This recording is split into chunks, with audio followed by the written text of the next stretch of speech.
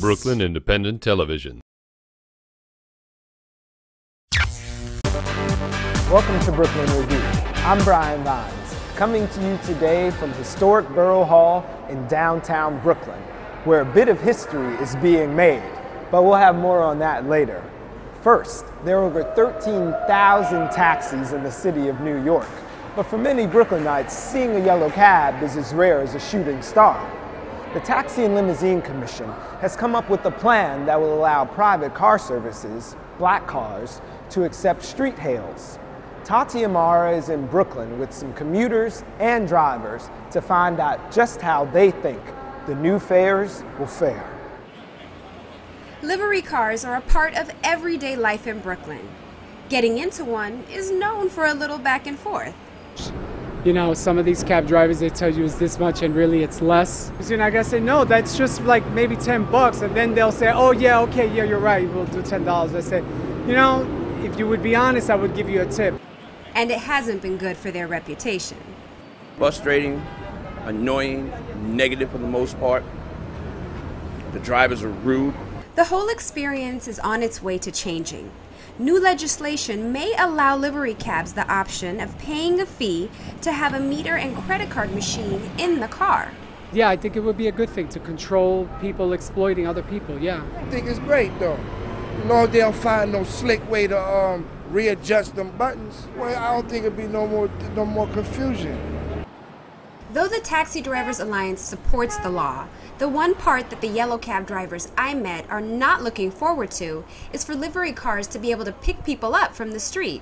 So if the livery, they will have the GPS system and they have credit card system, they're not gonna use us. So like many times we don't like to come to boroughs like Brooklyn or Queens because we go to the borough and we're back empty. The definition of a livery car is that it can only pick up a passenger who's called its dispatcher. But that's not always how it works out. Now, in reality, people want to be able to flag them down on the street, and in reality, they do stop. But what it means is it's totally unregulated. We can't say for sure that when people flag down a car that they've got the right insurance. You certainly don't know what the price is going to be.